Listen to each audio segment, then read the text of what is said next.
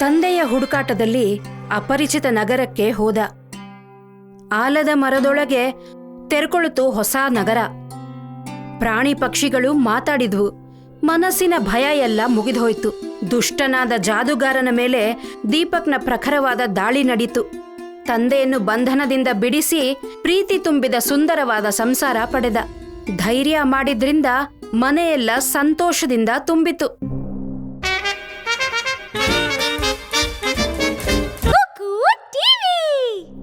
ಸಾಯಂಕಾಲದ ಸಮಯ. ದೀಪಕ್ ಅಮ್ಮ ಕೌಸಲ್ಯ ಒಲೆ ಮೇಲೆ ಅಡಿಗೆ ಮಾಡ್ತಾ ಇದ್ಲು. ಆಗ ಅವಳ 15 ವರ್ಷದ ಮಗ ಕಣ್ಣಿನಲ್ಲಿ ಬೇಜಾರು ತುಂಬಿಕೊಂಡು ಮನೆ ಒಳಗಡೆ ಬಂದ.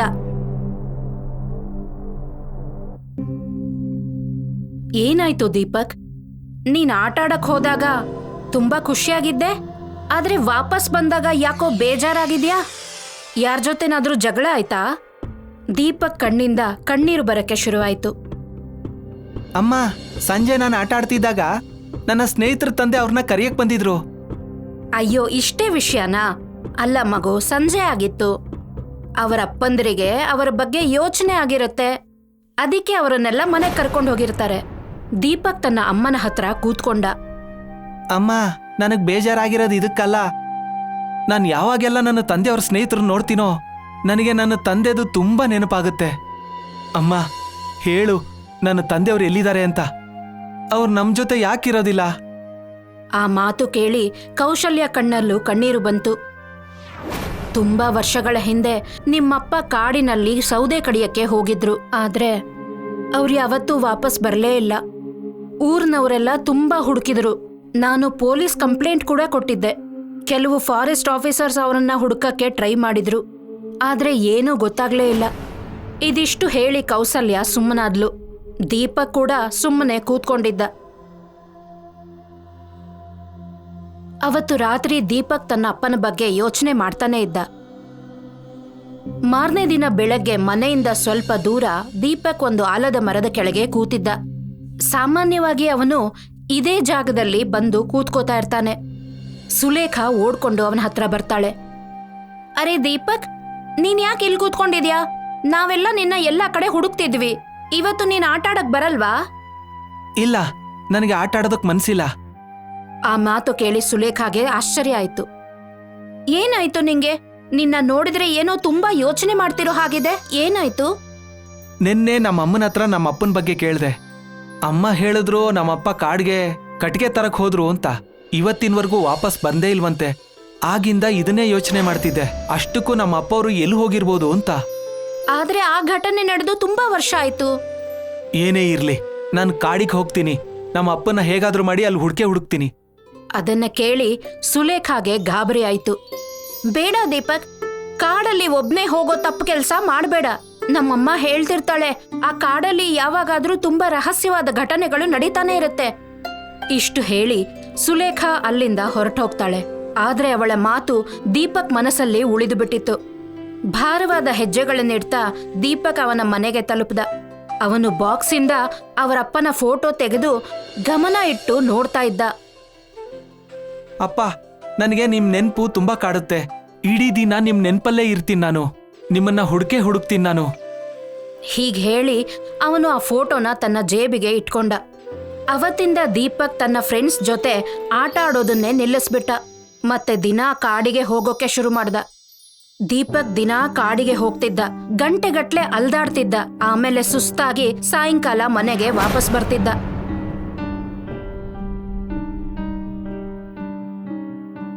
ನಿಧಾನವಾಗಿ ಇದೇ ಅವನ ದಿನಚರಿ ಆಗೋಯ್ತು. ನಾನೀಗ ಕಾಡಿನ ಒಳಗೋಗಿ ನಮ್ ತಂದೆಯವ್ರನ್ನ ಹುಡ್ಕೋದಕ್ ಪ್ರಯತ್ನ ಮಾಡ್ತೀನಿ. ಖಂಡಿತ ಹುಡುಕ್ತೀನಿ. ಹೀಗ್ ಹೇಳಿ ದೀಪಕ್ ದಟ್ಟವಾದ ಕಾಡಿನಲ್ಲಿ ಮುಂದೆ ಹೊರಟುಬಿಟ್ಟ. ಅವನು ಮುಂದೆ ಹೋಗಿದ ತಕ್ಷಣ ಅವನ ಎದುರಿಗೆ ನಿಂತಿದ್ದ ಒಂದು ಪುರಾತನವಾದ ರಹಸ್ಯಮಯ ವೃಕ್ಷದ ಮೇಲೆ ಅವನ ಕಣ್ಣು ಬಿತ್ತು. ದೀಪಕ್ ನಿಧಾನವಾಗಿ ಆ ವಿಶಾಲವಾದ ವೃಕ್ಷದ ಹತ್ತಿರ ಹೋದ. ಅವನು ಅದರ ಸುತ್ತಲೂ ಒಂದು ಬಾರಿ ಸುತ್ತಿ ನೋಡ್ದ. ಆಗ ಇದ್ದಕ್ಕಿದ್ದಂಗೆ ವೃಕ್ಷದ ಒಳಗಿಂದ ಒಂದು ಪ್ರಕಾಶಮಾನವಾದ ರಂಗುರಂಗಾದ ಬಾಗಿಲು ತೆರೆಕೊಳ್ತು. ಏನಿದು? ಈ ಮರದ ಬುಡದಲ್ಲಿ ಈ ಬಾಗಿಲು ಹೇಗ್ ಕಾಣಿಸ್ತಾ ಇದೆ? ಇದ್ಯಾವುದೋ ಜಾಲದ ತರ ಕಾಣಿಸ್ತಾ ಇದೆ. ಹೇಗಂದ್ರೆ ಹಾಲಿವುಡ್ ಫಿಲ್ಮಲ್ಲಿ ಕಾಣಿಸೋ ಹಾಗೆ. ಮುಂದಿನ ಕ್ಷಣನೇ ಆ ಬಾಗಿಲಿನ ಒಳಗಿಂದ ಒಂದು ವಿಚಿತ್ರ ಶಬ್ದ ಕೇಳಿಸಕ್ಕೆ ಶುರುವಾಯಿತು. ದೀಪಕ್ಗೆ ಕುತೂಹಲ ಜಾಸ್ತಿ ಆಯ್ತು. ಭಯ ಮತ್ತೆ ಕುತೂಹಲದ ನಡುವೆಯೂ ದೀಪಕ್ ಧೈರ್ಯ ಮಾಡಿ ಆ ಬಾಗಿಲಿನ ಒಳಗೆ ಪ್ರವೇಶ ಮಾಡ್ದ. ಆ ಬಾಗಿಲಿನ ಒಳಗೆ ಪ್ರವೇಶ ಮಾಡ್ತಿದ್ದ ಹಾಗೆ ದೀಪಕ್ ತಾನು ಬೇರೆಯೇ ಕಾಡಿಗೆ ಬಂದಿರೋದನ್ನ ಗಮನಿಸ್ದ. ಈ ಕಾಡು ಮೊದಲಿನ ಕಾಡಿಗಿಂತ ವಿಭಿನ್ನವಾಗಿ ಮತ್ತೆ ಅದ್ಭುತವಾಗಿತ್ತು. ಇದು ತುಂಬಾ ಸುಂದರವಾದ ಕಾಡು. ಈ ತರ ಸುಂದರವಾದ ಕಾಡನ್ನ ನನ್ನ ಜೀವನದಲ್ಲೇ ನಾನು ನೋಡಿಲ್ಲ. ನನಗೆ ಅನ್ನಿಸ್ತಾನೆ ಇಲ್ಲ ನಾನು ಭೂಮಿ ಮೇಲಿದ್ದೀನಿ ಅಂತ. ಎಂತ ವಿಚಿತ್ರ ಅನ್ನಿಸ್ತಾ ಇದೆ. ನಮ್ಮ ಕಾಡಲ್ಲಿ ಮಧ್ಯಾಹ್ನ 2 ಗಂಟೆ ಆಗಿತ್ತು, ಆದ್ರೆ ಇಲ್ಲಿ ಸೂರ್ಯೋದಯ ಈಗಾಗಿದೆ. ಅಷ್ಟಕ್ಕೂ ಇದು ಯಾವ ಕಾಡು? ಇದ್ದಕ್ಕಿದ್ದಂಗೆ ಅವನ ಕಿವಿಗೆ ಒಂದು ಜೋರಾದ ಘರ್ಜನೆಯಂತ ಧ್ವನಿ ಪ್ರತಿಧ್ವನಿಸ್ತು. ದೀಪಕ್ಗೆ ಭಯ ಆಯ್ತು. ಅಯ್ಯೋ ದೇವ್ರೆ, ಇದು ಯಾವುದೋ ಸಿಂಹದ ಧ್ವನಿ ಅನ್ಸುತ್ತೆ. ನಾನಿಲ್ಲಿಂದ ಓಡ್ಬೇಕು. ದೀಪಕ್ ಅದೇ ಬಾಗಿಲಿನ ಕಡೆಗೆ ವಾಪಸ್ ಹೋಗೋದ್ರಲ್ಲಿದ್ದ. ಅಷ್ಟ್ರಲ್ಲಿ ಅವನ ಕಿವಿಗೆ ಒಂದು ಮಂದಸ್ವರ ಬಡೀತು. ಓಡ್ಬೇಡ, ನನಗೆ ಸಹಾಯ ಮಾಡು, ನನಗೆ ಗಾಯ ಆಗಿದೆ. ದೀಪಕ್ಗೆ ಆಶ್ಚರ್ಯ ಆಯ್ತು. ಅವನು ಸುತ್ತಮುತ್ತ ನೋಡ್ದ. ಇಲ್ಲಂತೂ ನನ್ಗೆ ಯಾರೂ ಕಾಣಿಸ್ತಾನೆ ಇಲ್ವಲ್ಲ. ಅವನು ಧ್ವನಿ ಬಂದ ಕಡೆ ಮುಂದೆ ಹೋದ. ಸ್ವಲ್ಪ ದೂರ ಹೋಗಿ ನೋಡ್ತಾನೆ, ಒಂದು ಸಿಂಹ ಏಟಾಗಿ ಮರದ ಕೆಳಗೆ ನರಳ್ತಾ ಬಿದ್ದಿತ್ತು. ನನ್ನನ್ನ ಹಾಗ್ ನೋಡ್ಬೇಡ, ನನಗೆ ಸಹಾಯ ಮಾಡು. ಸಿಂಹ ಮನುಷ್ಯರ ಧ್ವನಿಯಲ್ಲಿ ಮಾತಾಡಿದ್ದನ್ನ ಕೇಳಿ ದೀಪಕ್ಗೆ ಆಶ್ಚರ್ಯ ಆಯ್ತು. ಅಯ್ಯೋ ದೇವ್ರೆ, ಕಾಡು ಪ್ರಾಣಿ ಮನುಷ್ಯನ್ ತರ ಮಾತಾಡೋದಿಲ್ವಲ್ಲ. ಇದು ನಮ್ ಪ್ರಪಂಚ ಅಲ್ಲ ಅನ್ಸುತ್ತೆ. ನೀನ್ ಸರಿಯಾಗಿ ಹೇಳ್ದೆ, ಇದು ನಿನ್ ಪ್ರಪಂಚ ಅಲ್ಲ.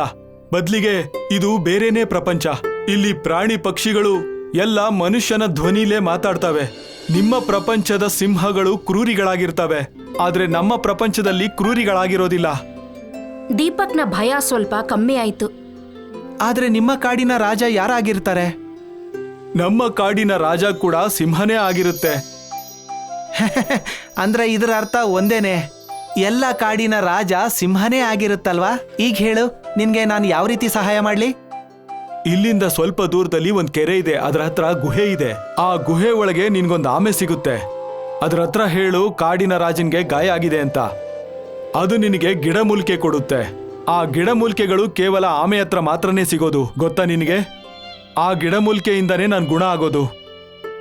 ಸರಿ, ನೀನ್ ಚಿಂತೆ ಮಾಡಬೇಡ, ನಾನು ಈಗಲೇ ಆ ಗುಹೆಯನ್ನು ಹುಡುಕ್ತೀನಿ. ತುಂಬಾ ದೂರ ನಡ್ಕೊಂಡು ಹೋದ್ಮೇಲೆ ದೀಪಕ್ಗೆ ಒಂದು ಸುಂದರವಾದ ಕೆರೆ ಕಾಣಿಸ್ತು. ಆ ಕೆರೆಯ ಎದುರಿಗೆ ಒಂದು ತುಂಬಾ ಹಳೆಯದಾದ ಗುಹೆ ಇತ್ತು. ನನಗನ್ಸುತ್ತೆ ಇದೇ ಗುಹೆ ಇರ್ಬೋದು, ಆ ಗಾಯಗೊಂಡಿರೋ ಸಿಂಹ ಹೇಳಿದ್ದು. ದೀಪಕ್ ಆ ಗುಹೆ ಒಳಗೆ ಪ್ರವೇಶ ಮಾಡ್ದ. ಒಳಗೆ ನೋಡ್ತಾನೆ, ಒಂದು ವಯಸ್ಸಾದ ಆಮೆ ಶಾಂತವಾಗಿ ಕೂತಿತ್ತು. ಯಾರ್ ನೀನು? ನೀನು ನಮ್ಮ ಪ್ರಪಂಚದವನಲ್ಲ ಅನ್ಸುತ್ತೆ. ದೀಪಕ್ ಪೂರ್ತಿ ಘಟನೆಯನ್ನ ಆಮೆಗೆ ಹೇಳ್ದ. ನಮ್ಮ ಪ್ರಪಂಚದ ಒಂದು ಮರದ ಕೆಳಗೆ ಒಂದು ಬಾಗಿಲು ಪ್ರತ್ಯಕ್ಷ ಆಯ್ತು. ಆ ಬಾಗಿಲು ಒಳಗಿಂದಾನೇ ನಿಮ್ ಪ್ರಪಂಚದ ಒಳಗ್ ಬಂದೆ. ಬರ್ತಿದ್ದ ಹಾಗೆ ಒಂದ್ ಸಿಂಹ ಸಿಕ್ತು. ಅದು ನನಗೆ ಸಹಾಯ ಕೇಳ್ತು. ನನಗೆ ಯಾರೇ ದುಃಖದಲ್ಲಿ ಕಷ್ಟದಲ್ಲಿದ್ರೆ ನೋಡಕ್ಕಾಗಲ್ಲ. ಆಮೆ ಗಮನ ಇಟ್ಟು ದೀಪಕ್ನ ನೋಡ್ತಾನೆ. ಬಾ ನನ್ ಜೊತೆ. ಇಲ್ಲೇ ಹತ್ರದಲ್ಲಿ ಒಂದು ಸರೋವರ ಇದೆ, ಅಲ್ಲೇ ಗಿಡಮೂಲಿಕೆಗಳು ಸಿಗುತ್ತೆ. ಆ ಗಿಡಮೂಲಿಕೆಗಳನ್ನ ನಾನ್ ಕೀಳಕ್ಕಾಗಲ್ಲ, ಆದ್ರೆ ನೀನ್ ಕೀಳಬಹುದು, ಯಾಕಂದ್ರೆ ನೀನು ಮನುಷ್ಯ. ಹೀಗ್ ಹೇಳಿ ಆ ವಯಸ್ಸಾದ ಆಮೆ ನಿಧಾನವಾಗಿ ಮುಂದೆ ಹೋಯ್ತು. ದೀಪಕ್ ಕೂಡ ಅದರ ಹಿಂದೆ ಹಿಂದೆ ಹೋದ. ಆಮೆ ದೀಪಕ್ನ ಕೆರೆಯ ಹತ್ರ ಕರ್ಕೊಂಡು ಹೋಯ್ತು. ಕೆರೆಯ ಸುತ್ತಮುತ್ತ ವಿಚಿತ್ರವಾದ ಮತ್ತೆ ಬಣ್ಣ ಬಣ್ಣದ ಗಿಡಮರಗಳು ತುಂಬಿತ್ತು. ಆ ಸ್ಥಳ ಎಲ್ಲ ಯಾವುದೋ ಮಾಯದ ಲೋಕದಂತೆ ಕಾಣಿಸ್ತಾ ಇತ್ತು. ಇಲ್ಲಿ ಕಾಣಿಸ್ತಾ ಇರೋ ಬಣ್ಣ ಬಣ್ಣದ ಗಿಡಮೂಲಿಕೆಗಳನ್ನ ಕಿತ್ಕೋ. ಇವು ಕಾಡಿನ ರಾಜನ ಗುಣಪಡಿಸುತ್ತೆ. ಇವು ತುಂಬಾ ವಿಚಿತ್ರವಾದ ಗಿಡಮೂಲಿಕೆಗಳನ್ಸ್ತಿದಾವೆ. ಯಾಕೆ ಬಣ್ಣ ಬಣ್ಣದಿಂದ ಹೊಳಿತಾ ಇದಾವೆ ಇವು? ಯಾಕಂದ್ರೆ ಇದು ಭೂಮಿ ಅಲ್ಲ, ಇಲ್ಲಿ ಬಣ್ಣದಿಂದಾನೇ ಇವುಗಳು ಹೊಳಿತಾವೆ, ಗೊತ್ತಾ ನಿನಗೆ? ಆ ಆಮೆ ಹೇಳಿದ ಗಿಡವನ್ನ ದೀಪಕ್ ಹುಷಾರಾಗಿ ಕಿತ್ಕೋತಾನೆ. ಆಮೇಲೆ ಆಮೆ ಜೊತೆಗೆ ಸಿಂಹದ ಹತ್ರ ಬರ್ತಾನೆ. ಸಿಂಹದ ಗಾಯದ ಜಾಗದಲ್ಲಿ ಇದನ್ನ ಹಚ್ಚು. ದೀಪಕ್ ಆ ಗಿಡದ ಔಷಧಿಯನ್ನ ಸಿಂಹಕ್ಕೆ ಹಚ್ತಾನೆ. ಸ್ವಲ್ಪ ಹೊತ್ತಲ್ಲೇ ಸಿಂಹ ಹುಷಾರಾಗ್ಬಿಡುತ್ತೆ. ಈಗ ನಾನು ಹೊರಡ್ಬೇಕಾಗಿದೆ, ನನ್ನಮ್ಮ ನನಗೆ ಕಾಯ್ತಾ ಇರ್ತಾಳೆ. ಆಮೆ ನಿಧಾನವಾಗಿ ದೀಪಕ್ ಹತ್ರ ಬರುತ್ತೆ. ಇಲ್ಲ, ನಿಂತ್ಕೋ. ಈ ಕಾಡಿಗೆ ನಿನ್ನ ಅವಶ್ಯಕತೆ ಇದೆ. ಯಾವ ತರ ನೀನ್ ಕಾಡಿನ ರಾಜಂಗ್ ಸಹಾಯ ಮಾಡಿದ್ಯೋ ಅದರಿಂದ ನಮಗ್ ಗೊತ್ತಾಗುತ್ತೆ ನೀನ್ ದಯಾಳು ಅಂತ. ನೀನು ಇಲ್ಲೇ ಇರ್ಬೇಕಾಗುತ್ತೆ. ಇಲ್ಲ ಇಲ್ಲ, ನಾನಿಲ್ಲಿರೋದಿಲ್ಲ. ನಿಮ್ಮ ಪ್ರಪಂಚ ಸುಂದರವಾಗಿದೆ, ಆದ್ರೆ ನಾನು ಈ ಪ್ರಪಂಚದವನಲ್ಲ. ನಾನು ವಾಪಸ್ ಹೋಗ್ಬೇಕು. ನಿನಗೆ ಅರ್ಥ ಆಗ್ತಾ ಇಲ್ಲ. ಹೇಗೆ ಕಾಡಿನ ರಾಜ ಗಾಯಗೊಂಡಿದ್ನೋ ಹಾಗೆ ಈ ಕಾಡಿನ ಪಶು ಪಕ್ಷಿಗಳು ಗಾಯಗೊಂಡಿದಾವೆ. ಹಾಗೆ ಆರೋಗ್ಯನೂ ಸರಿ ಇಲ್ಲ. ಅದಕ್ಕೆ ಅವುಗಳ ಸಹಾಯ ಮಾಡ್ಬೋದು ನೀನು ಅದೇ ಮನುಷ್ಯ ಇರ್ಬೇಕು. ನಾವು ಯಾರನ್ನ ಎದುರು ನೋಡ್ತಿದ್ವೋ ಅವನು. ಏನ್ ನಿನ್ ಮಾತಿನ ಅರ್ಥ? ನಮ್ಮ ಪ್ರಪಂಚದಲ್ಲಿ ಒಂದು ಭವಿಷ್ಯವಾಣಿ ಇದೆ. ಅದರ ಅನುಸಾರ ಪೃಥ್ವಿಯಿಂದ ಬರೋ ಒಬ್ಬ ಮನುಷ್ಯ ನಮ್ಮನ್ನ ತೊಂದರೆಯಿಂದ ಕಾಪಾಡ್ತಾನೆ ಅಂತ. ಯಾವ ರೀತಿ ಕಾಡಿನ ರಾಜನ ನೀನ್ ಸಹಾಯ ಮಾಡ್ತೀಯೋ ಹಾಗೆ. ಅದರಿಂದ ಗೊತ್ತಾಗುತ್ತೆ ನೀನ್ ಅದೇ ಹುಡುಗ ಅಂತ. ನೋಡಿ, ನಾನು ಈ ತರ ವಿಷಯಗಳನ್ನ ಫಿಲ್ಮಲ್ಲಿ ತುಂಬಾ ನೋಡಿದೀನಿ. ನಾನು ಒಂದು ಉದ್ದೇಶದಿಂದ ಈ ಕಾಡಿಗೆ ಬಂದಿದ್ದು. ನೀವು ಹೇಳ್ತಿರೋದಕ್ಕೆ ನಾನ್ ನಾಳೆ ಬೇಕಿದ್ರೆ ಮತ್ತೆ ಇಲ್ಲಿಗೆ ಬರ್ತೀನಿ. ಹೀಗ್ ಹೇಳಿ ದೀಪಕ್ ವಾಪಸ್ ಅದೇ ಬಾಗಿಲ ಹತ್ರ ಹೋಗ್ತಾನೆ ಮತ್ತೆ ತನ್ನ ಪ್ರಪಂಚಕ್ಕೆ ವಾಪಸ್ ಬರ್ತಾನೆ. ನೀನ್ ಎಲ್ಲಿ ಹೊರಟೋಗಿದ್ದೆ? ನಾನು ಎಷ್ಟೊತ್ತಿಂದ ನಿಂಗೋಸ್ಕರ ಕಾಯ್ತಿದ್ದೀನಿ. ಹಳ್ಳಿ ಹುಡುಗರ್ನೆಲ್ಲ ಕೇಳಿದ್ರೆ ನೀನ್ ಅವ್ರ ಜೊತೆ ಹೋಗೇ ಇರ್ಲಿಲ್ಲ ಅಂತ ಹೇಳಿದ್ರು. ನೀನ್ ಬೆಳಗ್ಗಿಂದ ಎಲ್ಲಿಗೆ ಹೋಗಿದ್ದೆ? ಇಲ್ಲ ಅಮ್ಮ, ನಾನ್ ಸುಮ್ನೆ ಕಾಡಿಗೆ ನೋಡಕ್ ಹೋಗಿದ್ದೆ. ಆ ಮಾತು ಕೇಳಿ ಕೌಸಲ್ಯಾಗೆ ಭಯ ಆಯ್ತು. ದೀಪಕ್, ಇನ್ಮೇಲೆ ಯಾವತ್ತೂ ಕಾಡಿಗೆ ಹೋಗ್ಬೇಡ. ನಿಂಗ್ ಗೊತ್ತಲ್ವಾ, ನಿಮ್ಮಪ್ಪ ಕಾಡಿಗೆ ಹೋಗಿದ್ರು, ವಾಪಸ್ ಬರ್ಲೇ ಇಲ್ಲ. ನಿಮ್ಮಪ್ಪ ಹೋಗಿದ್ದ ದುಃಖ ಹೇಗೋ ತಡ್ಕೊಂಡೆ, ಆದ್ರೆ ನಿನ್ನ ಕಳ್ಕೊಳಕ್ಕಾಗಲ್ಲ ನಾನು. ದೀಪಕ್ ಏನೂ ಮಾತಾಡದೆ ತನ್ನ ರೂಮಿಗೆ ಹೊರಟೋದ. ರಾತ್ರಿ ಇಡೀ ಅವನು ಅದೇ ರಹಸ್ಯವಾದ ಕಾಡಿನ ಬಗ್ಗೆ ಯೋಚನೆ ಮಾಡ್ತಿದ್ದ. ತುಂಬಾ ವಿಚಿತ್ರ ಅನ್ನಿಸ್ತಾ ಇದೆ ಇದು. ನಾನ್ ಬರ್ತಿದ್ದಂಗೆ ಈ ಬಾಗ್ಲು ಪ್ರತ್ಯಕ್ಷ ಆಗೋಯ್ತು. ಹೀಗ್ ಹೇಳಿ ದೀಪಕ್ ಆ ಬಾಗಿಲಿನ ಒಳಗೆ ಪ್ರವೇಶ ಮಾಡ್ತಾನೆ ಮತ್ತೆ ಮರುಕ್ಷಣನೇ ಅದೇ ರಹಸ್ಯವಾದ ಕಾಡಿನೊಳಗೆ ಹೋಗ್ತಾನೆ. ನನಗನ್ಸುತ್ತೆ ನೀನ್ ನನ್ಗೋಸ್ಕರನೇ ಕಾಯ್ತಿದ್ದೆ ಅಂತ. ಆಗ ರಾಜನಾದ ಸಿಂಹ ಅಲ್ಲಿಗೆ ಬಂತು. ಹಾ, ಯಾಕಂದ್ರೆ ನಮ್ಮ ಪಶು ಪಕ್ಷಿಗಳು ತುಂಬಾ ತೊಂದರೆಯಲ್ಲಿದ್ದಾವೆ. ಬಾ, ಅವುಗಳಿಗೆ ನಿನ್ನ ಸಹಾಯದ ಅಗತ್ಯ ಇದೆ. ದೀಪಕ್ ಆಮೆ ಮತ್ತು ಸಿಂಹದ ಜೊತೆ ಸೇರಿ ಆ ಕಾಡಿನ ಏಟಾದ ಎಲ್ಲಾ ಪ್ರಾಣಿಗಳಿಗೆ ಸಹಾಯ ಮಾಡ್ತಿದ್ದ. ಆದ್ರೆ ಅವ್ನ್ ನೋಡಿದ ಹಾಗೆ ಅಲ್ಲಿದ್ದ ಹೆಚ್ಚಿನ ಪ್ರಾಣಿ ಪಕ್ಷಿಗಳಿಗೆ ಏಟಾಗಿತ್ತು. ನನಗೆ ಅರ್ಥ ಆಗ್ತಾ ಇಲ್ಲ, ನಿಮ್ಮ ಕಾಡಿನ ಪಶು ಪಕ್ಷಿಗಳೆಲ್ಲ ಯಾಕೆ ಗಾಯಗೊಂಡಿದಾವೆ ಅಂತ. ಈಗ ನನ್ನ ಮಾತುಗಳನ್ನ ಗಮನ ಇಟ್ಟು ಕೇಳು. ಸುಮಾರು ವರ್ಷಗಳಿಂದ ಒಬ್ಬ ಜಾದೂಗರ ನಮ್ಮ ಕಾಡನ್ನ ಕಬ್ಜಾ ಮಾಡಿಟ್ಕೊಂಡಿದ್ದಾನೆ. ಅವನೇ ನಮ್ಮ ಕಾಡಿನ ಪಶು ಪಕ್ಷಿಗಳಿಗೆ ತೊಂದರೆ ಕೊಡ್ತಾ ಇದ್ದಾನೆ. ಅವನು ತುಂಬಾ ಶಕ್ತಿವಂತ ಆಗಿದ್ದಾನೆ. ಆಗಿಂದ ನಮ್ಮ ಕಾಡಲ್ಲಿ ಒಂದು ಭವಿಷ್ಯವಾಣಿ ಕೇಳಿಸ್ತಾ ಇದೆ. ಬೇರೆ ಪ್ರಪಂಚದಿಂದ ಬರೋ ಒಂದು ಹುಡುಗ ಆ ಜಾದೂಗಾರನ್ ಕತೆ ಮುಗಿಸ್ತಾನೆ ಅಂತ. ಸುಮಾರು ವರ್ಷಗಳ ಹಿಂದೆ ಒಬ್ಬ ಮನುಷ್ಯ ಬಂದಿದ್ದ ಇಲ್ಲಿಗೆ. ನಮಗನ್ಸಿತ್ತು ಆ ಮನುಷ್ಯನೇ ನಮ್ಮನ್ನೆಲ್ಲ ಕಾಪಾಡಕ್ ಬಂದಿರೋನು ಅಂತ. ಆದ್ರೆ ಅವನಾಗಿರ್ಲಿಲ್ಲ. ಆದ್ರೆ ಆ ಜಾದೂಗಾರ ಅವನ್ನ ಬಂಧಿಸಿ ತನ್ನಲ್ಲೇ ಇಟ್ಕೊಂಡ. ಏನು, ನನಗಿಂತ ಮೊದ್ಲೇ ಇಲ್ಲಿ ಮನುಷ್ಯ ಬಂದಿದ್ನಾ? ಏನು, ಅವನು ನಂತರನೇ ಹುಡುಗ ಆಗಿದ್ನಾ? ಇಲ್ಲ, ಅವನು ಯುವಕ ಆಗಿದ್ದ. ಆ ಸಿಂಹ ರಾಜ ಆ ಮನುಷ್ಯನ ಮುಖಚರ್ಯೆ ಹೇಳ್ದ. ದೀಪಕ್ಗೆ ಆಶ್ಚರ್ಯ ಆಯ್ತು. ಮರುಕ್ಷಣನೇ ದೀಪಕ್ ತನ್ನ ಜೇಬಿಂದ ಆ ಫೋಟೋ ತೆಗೆದ. ಅವನು ಇವನೇನಾ? ಸಿಂಹ ಮತ್ತು ಆಮೆ ಆ ಫೋಟೋ ನೋಡಿ ಆಶ್ಚರ್ಯಪಟ್ರು. ಹಾ, ಇದು ಅದೇ ಮನುಷ್ಯ. ಆದ್ರೆ ಈ ಫೋಟೋ ನಿನಗೆ ಎಲ್ಲಿಂದ ಸಿಕ್ತು? ದೀಪಕ್ ಕಣ್ಣಲ್ಲಿ ಕಣ್ಣೀರು ಬಂತು. ಯಾಕಂದ್ರೆ ಇವರು ನನ್ನ ತಂದೆ. ತುಂಬಾ ವರ್ಷಗಳ ಹಿಂದೆ ಈ ಕಾಡಲ್ಲಿ ಅವರು ಕಳೆದು ಹೋಗಿದ್ರು. ಇವರನ್ನೇ ಹುಡುಕೊಂಡು ನಾನು ಈ ಕಾಡಿಗೆ ಬಂದಿದ್ದು. ಅದಕ್ಕೆ ನಿಮ್ ಪ್ರಪಂಚದವರೆಗೂ ಬರ್ಬೇಕಾಯ್ತು. ಅದನ್ನ ಕೇಳಿ ಆಮೆಗೆ ಆಳವಾದ ಚಿಂತೆ ಆಯ್ತು. ಬಾಂಧವ್ಯ ನಿನ್ನನ್ನು ಇಲ್ಲಿ ಕರ್ಕೊಂಡ್ ಬಂತು.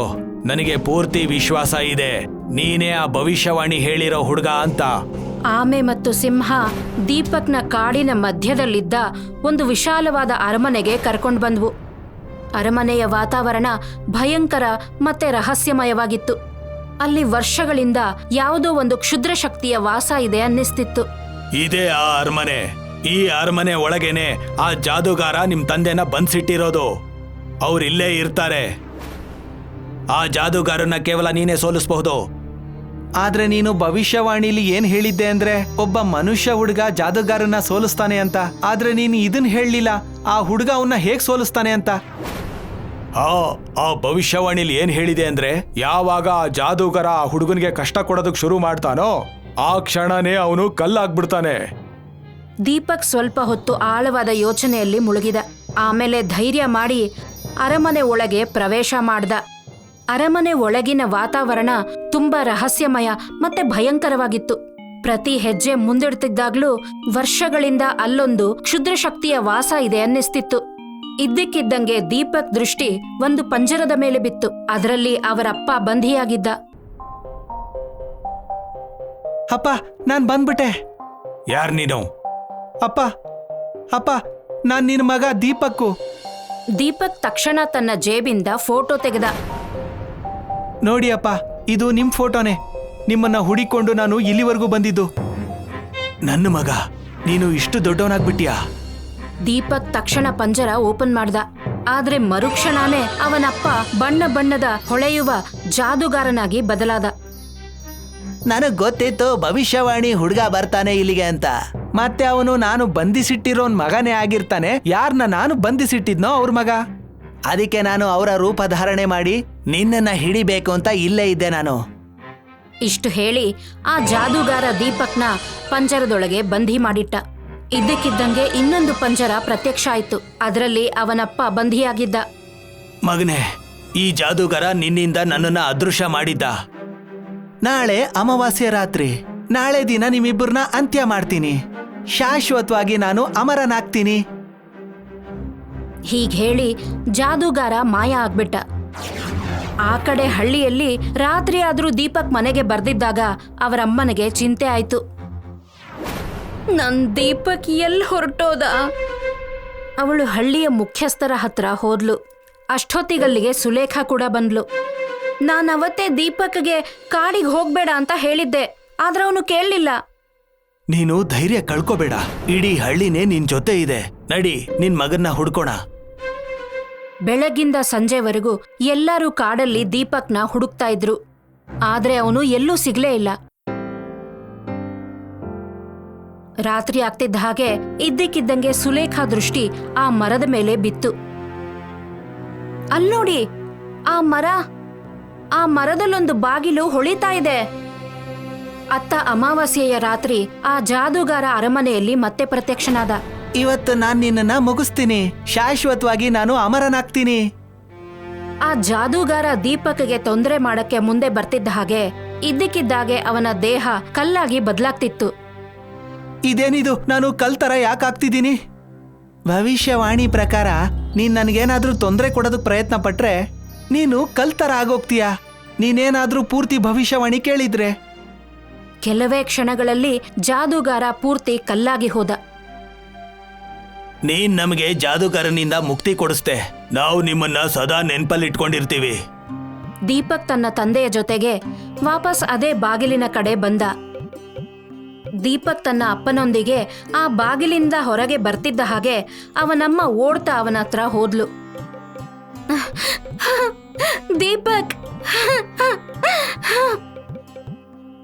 ಕೌಸಲ್ಯ ತನ್ನ ಗಂಡನನ್ನ ನೋಡಿ ಭಾವುಕಳಾಗ್ಬಿಟ್ಲು. ದೀಪಕ್ ನಡೆದ ಘಟನೆನೆಲ್ಲ ಎಲ್ಲರಿಗೂ ಹೇಳ್ದ. ಅದನ್ನು ಕೇಳಿ ಊರ್ನವರೆಲ್ಲರಿಗೂ ಖುಷಿಯಾಯ್ತು.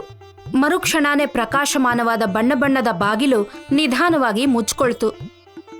ಬಹುಶಃ ಈ ಬಾಗ್ಲು ಮತ್ತೆ ಪ್ರತ್ಯಕ್ಷ ಆಗಲ್ಲ, ಯಾಕಂದ್ರೆ ಜಾದೂಗಾರನ ಅಂತ್ಯ ಆಗಿದೆ. ದೀಪಕ್ ತನ್ನ ಅಪ್ಪ ಅಮ್ಮನ ಜೊತೆ ಮನೆಗೆ ವಾಪಸ್ ಬಂದ. ಈಗವನ ಪರಿವಾರ ಮತ್ತೆ ಒಂದಾಗಿತ್ತು. ಒಮ್ಮೊಮ್ಮೆ ಜೀವನ ನಮ್ಮನ್ನ ಇಂತಹ ರಹಸ್ಯವಾದ ಜಾಗಕ್ಕೆ ಕರ್ಕೊಂಡು ಹೋಗುತ್ತೆ. ಅಲ್ಲಿ ನಮ್ಮ ಧೈರ್ಯ, ವಿಶ್ವಾಸ ಮತ್ತು ಪ್ರೀತಿ ಸೇರಿ ಅಸಂಭವವಾದ ಕಾರ್ಯವನ್ನ ಕೂಡ ಸಂಭವ ಮಾಡುತ್ತೆ. ಬಹುಶಃ ಇದಕ್ಕೆ ಹೇಳ್ತಾರೇನೋ, ಯಾವ ಮಗನ ಮನಸ್ಸಿನಲ್ಲಿ ಅಪ್ಪನ ಬಗ್ಗೆ ಪ್ರೀತಿ ಇರುತ್ತೋ ಅವನು ಎಂತಹ ಕತ್ತಲಿನ ಕಾಡನ್ನಾದ್ರೂ ಬೆಳಕಾಗಿಸ್ಬಿಡ್ತಾನೆ ಅಂತ.